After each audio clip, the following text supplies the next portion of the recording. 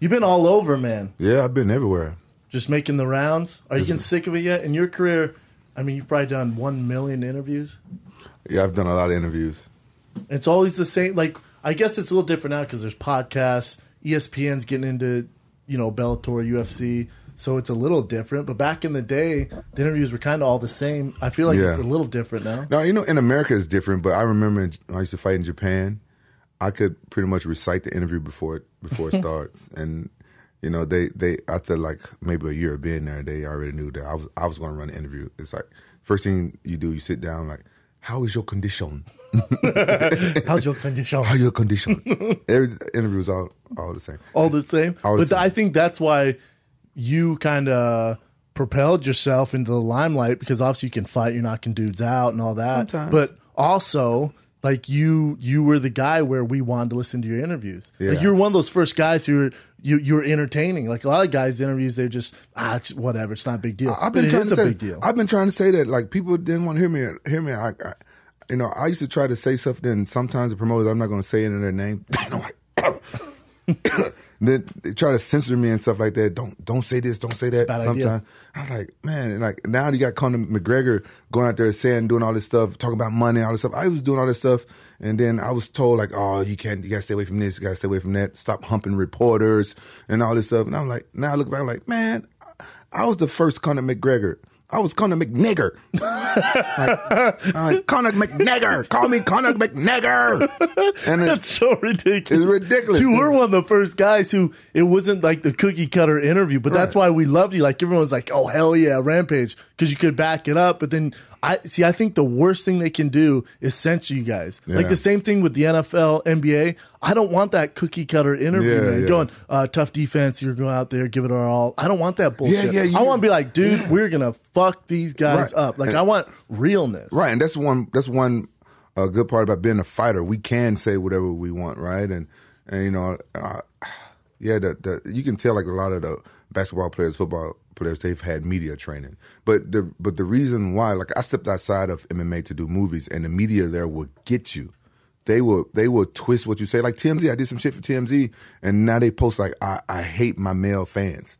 Like, they would, like, the media outside of fighting, they want something negative. They would spin, and so that's probably why those football and basketball players, they have to be cooked, because they would twist what you say, and a lot of the fans are quote unquote sheep. They will listen to whatever you put out there and tell them, and they will believe it, right? So they would take you out of context, like actors and stuff. They have to walk on eggshells because like the media will spin it wrong. I remember I did one interview I can't remember who it was, but when I was on my last couple of days of the set of A-Team, it was like a big interview, and it came out later, and the guy had me pinned as a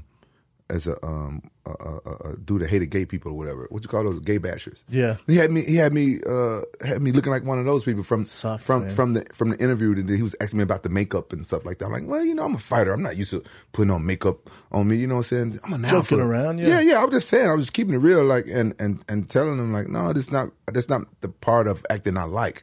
I think that's kind of. I think if a guy likes makeup, it might be kind of girly. I'm just nothing being a fighter. We don't have to censor ourselves as a fighter, but so I can understand why they do that. But yeah, I was told not to talk about money and not to talk about this and stuff like that. And I was like, I hate when people try to tell me what to say.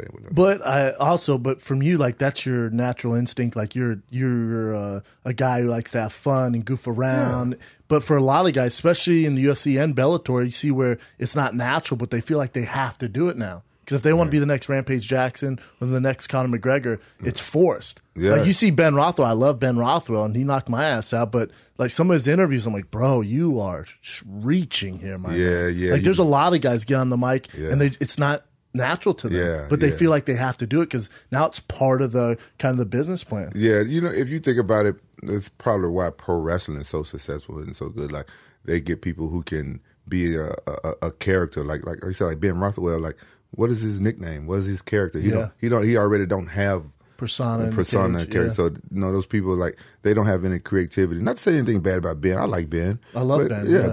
But I think if it's natural, go with it. And, you know what I'm saying? Be creative. But if you're a fighter and it's not natural and stuff like that, don't reach for it, I would say. Then you look at guys like a Damian Maia or a Yoel Romero, who they're not good on the mic. And these guys deserve title shots, Yeah. but they just pass them by. Yeah. Because like, I will take a more marketable dude. Yeah.